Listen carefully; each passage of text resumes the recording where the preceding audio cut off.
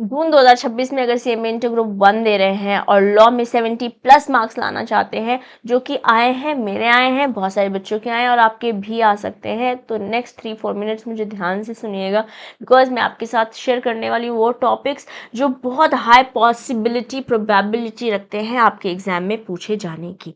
Now before I move any forward, I want to give you a disclaimer that this video is no way suggesting कि खाली आप यही topics पढ़ के जाए, क्योंकि मैं बिल्कुल भी सिलेक्टिव स्टडी प्रमोट नहीं करती हूँ, एडवोकेट नहीं करती हूँ. ओके, तो पढ़ना है, सब कुछ पढ़ना है, बट स्मार्टली पढ़ना है इस समय. तो जो टॉपिक्स अब मैं आपके साथ शेयर करने वाली हूँ, ज़्यादा अच्छे से पढ़ना है ना. कुछ छोटे मोटे टॉपिक्स हैं जो पूछे ही नहीं गए, आप उनको रिस्क ले भी सकते हो, क्योंकि अब बहुत कम टाइम रहा है. अगर आपका सिलेबस 80-90% अभी तक सिलेबस कंप्लीट नहीं हुआ है, या फिर आपने एक बार एटलीस्ट रिविजन नहीं किया है, ठीक है. बाकी ये डिटेल्ड एनालिसिस वाला पेज मैं आपके लिए बनाकर लाई हूँ, जहाँ टोटल 8 सेक्शंस हैं.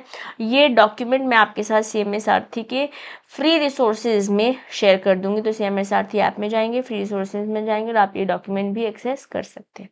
तो मेरे बेटे, अगर मैं लास्ट 5 साल के पेपर उठाती हूँ, उसके बेसिस पे आपको मैं ये कंटेंट शेयर कर रही हूँ. तो मेरे बच्चे देखो, हमारे पास 2 पार्ट्स में आपका पेपर डिवाइडेड रहता है. सेक्शन ए में एमसीक्यूज रहते हैं, 15 एमसीक्यूज रहते हैं 2 मार्क्स के, जो कंपलसरी हैं, यहाँ पे कोई ऑप्शन नहीं है.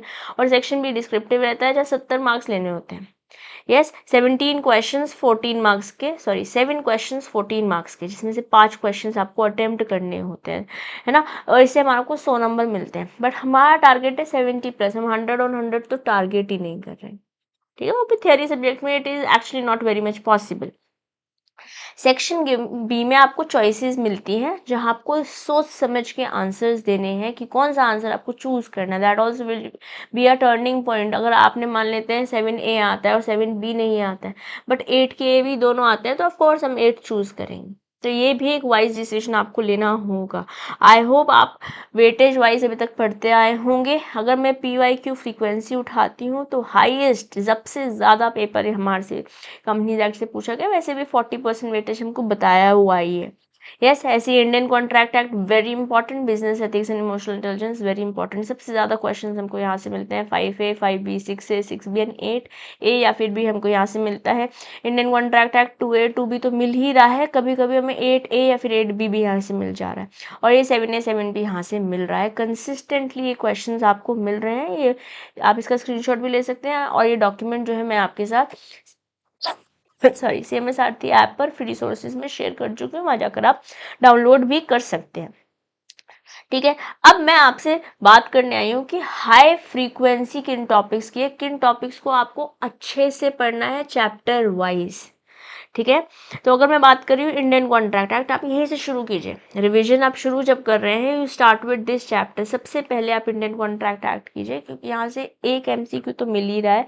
सेक्शन बी में आपको क्वेश्चन नंबर 2A और B यहाँ से मिल रहा है, प्लस क्वेश्चन 8 का भी कभी कभी एक पार्ट यहाँ से मिल जा रहा है. तो बहुत अच्छी वेटेज हमारे को दिखाई दे रही है. ये टॉपिक्स बहुत इंपॉर्टेंट हैं, बहुत इंपॉर्टेंट. अगर प्रीवियस ईयर्स उठा रहे हैं वहाँ पर भी, और इन जनरल भी ये इंपॉर्टेंट टॉपिक्स हैं, ठीक है. नेक्स्ट चैप्टर आपको जो करना चाहिए, जो आप कर सकते हैं, वो सोगा है, सेल्स ऑफ गुड्स एक्ट, ठीक है. यहाँ पर भी एक MCQ में रेगुलरली दिखाई दे रहा है और एक डिस्क्रिप्टिव पेपर भी दिख रहा है. और ये टॉपिक्स यहाँ पर काफ़ी इंपॉर्टेंट है. और मुझे ऐसा लग रहा है इस बार ऑक्शन सेल से क्वेश्चन पूछे जाने की बहुत हाई पॉसिबिलिटी है. नेक्स्ट चैप्टर जो हमें करना है वो कंपनीज एक्ट है. 40% वेटेज कैरी करता है. और ये टॉपिक्स बहुत बहुत बहुत बहुत बहुत इंपॉर्टेंट है. डायरेक्टर आप गलती से छोड़ कर नहीं जा सकते. और डायरेक्टर के ये सारे टॉपिक्स अलॉन्ग विथ सेक्शंस आपको याद होने चाहिए. प्रीवियस ईयर्स में भी क्वेश्चंस आ रखे हैं, MCQ फॉर्मेट में भी, और लॉन्गर क्वेश्चंस भी यहाँ से पूछे गए हैं, ठीक है. ऑडिट रिलेटेड टॉपिक्स भी आपके लिए इम्पॉर्टेंट है, ठीक है. जो इन जनरल सिंपल टॉपिक्स हैं, बट इनको भी छोड़ के मैं जाने. देखिए दिसंबर 24 में आपसे पूछा हुआ भी है, या. और PYQ सीरीज तो मैं आपके साथ ऑलरेडी चैनल पर कर रही हूँ, जिसमें से हम 4 पेपर्स ऑलरेडी सॉल्व कर चुके हैं.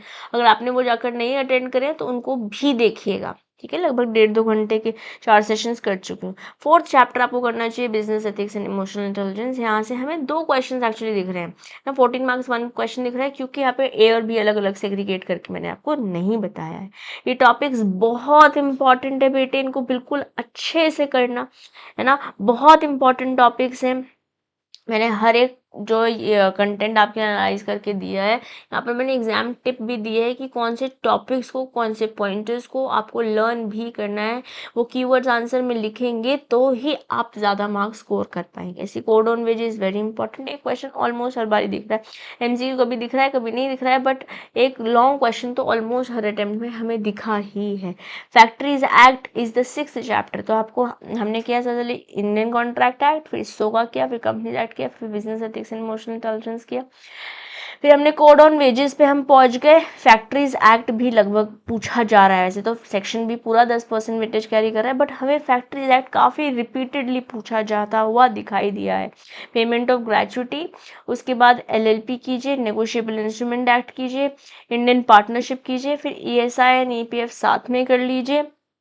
ये हो जाएगा तो आपका कंप्लीट हो जाएगा। बस अब आप देखिए कि मैंने इंट्रोडक्शन वाला चैप्टर यहाँ पे लॉन्गर में नहीं लिखा है। अगर आपने एक बार चैप्टर पढ़ा है तो नोट्स गो थ्रू कीजिएगा, यस, बट जो ट्रेंड हमें दिख रहा है वहाँ से वो सिर्फ एक एमसीक्यू ही दिख रहा है, बट वी नेवर नो, हमें इंस्टीट्यूट धप्पा दे सकता है। उस एंगल से थोड़ा कंटेंट पढ़ के ज़रूर जाइएगा, बट ये टॉपिक्स को आपको ज़्यादा अच्छे से पढ़ना है। अगेन आई एम रिपीटिंग, आपको ज़्यादा अच्छे से पढ़ना है, ठीक है।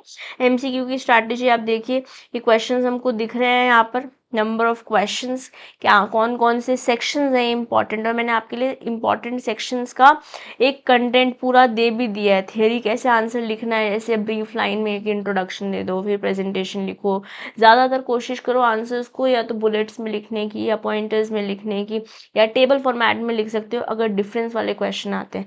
अगर केस बेस्ड क्वेश्चन आते हैं ना गाइज, हमेशा फॉलो दिस फॉर्मेट, ना खाली business ethics and emotional intelligence, sorry, ना तो खाली बिजनेस लॉज एंड एथिक्स के लिए, मतलब आपके खाली पेपर नंबर 5 के लिए नहीं, आप केस बेस्ड क्वेश्चन थ्योरी में कभी भी आता है तो हमेशा ऐसे लिखो कि क्वेश्चन क्या पूछ रहा है, क्या हमसे पूछा गया, फैक्ट्स बता दो, लीगल प्रोविजन आप एक्सप्लेन करो, उसको अप्लाई करो कि क्वेश्चन में ए ने ये किया, बी ने वो किया, तो कैसे हो रहा है, और फिर कंक्लूजन जरूर लिखिए क्लियरली, ऐसे है नो।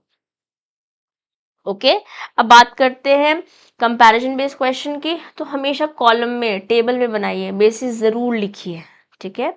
जैसे sales and agreement to sell, indemnity versus guarantee, condition versus warranty, अगर ऐसे क्वेश्चन आते हैं इनको टेबल में और बेसिस के साथ लिखना है। ये कुछ इंपॉर्टेंट सेक्शंस मैंने आपको दिए हैं, इनको ज़रूर याद कीजिएगा। और ये मैंने आपके लिए सजेस्टेड स्टडी रिविजन पैटर्न बताया कि कौन कौन से टॉपिक्स आप कैसे कैसे रिवाइज कर सकते हैं, स्पेशली जब एग्जाम में एकदम पास आ चुका है। और एग्जाम डे की स्ट्रैटेजी कुछ इस तरीके से आपकी रहने वाली है। 15 मिनट जो आपको एग्जाम में मिलेंगे उनको अच्छे से यूज़ करना है, ठीक है। कौन से क्वेश्चंस आते हैं, कौन से क्वेश्चंस हम पहले अटेम्प्ट करने वाले हैं, सारे एमसीक्यूज को अच्छे से पढ़ लेंगे। कोई भी सिंगल क्वेश्चन को स्किम नहीं करना कि छोड़ देते हैं तो हम पढ़ के नहीं आए, पढ़ना है, क्या पता आपको ज़्यादा अच्छे से वाला टॉपिक आता हो, ठीक है। और इस तरीके से आप अपने 3 आवर्स को एलोकेट करेंगे तो टाइमली पर एग्ज़ाम पेपर भी कंप्लीट हो पाएगा और आप बहुत अच्छे नंबर भी स्कोर करके आ पाएंगे।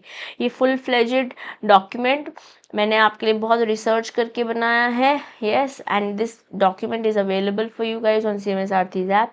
कौन से चैप्टर्स करने चाहिए, कौन से चैप्टर्स में कौन कौन से टॉपिक्स करने चाहिए, एक्चुअली चैप्टर्स तो सारे करने हैं। इंट्रो में आप थोड़ा सा अपने आप को रिलैक्सेशन दे सकते हैं इंट्रोडक्शन वाले चैप्टर में, बट 100% उसको भी मत छोड़ के जाइएगा।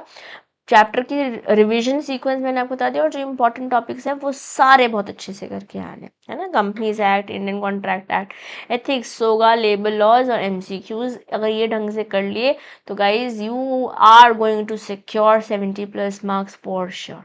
ओके, बाकी PYQ सीरीज में मैं आपसे मिलूंगी। अगर आपने लाइव अटेंड करना है तो नेक्स्ट सेशन में आपसे लाइव मिलूंगी। If you haven't attended the sessions live और you are do not have that possibility, maybe you are working, तो रिप्ले ज़रूर देखना, चैनल पर अवेलेबल है। Okay, wishing you the best. ऐसे ही और कंटेंट के लिए मैं आपके साथ जुड़ी रहूंगी, मिलती रहूंगी। तब तक पढ़ते रहो, बढ़ते रहो, and all the best for your June 26 examination.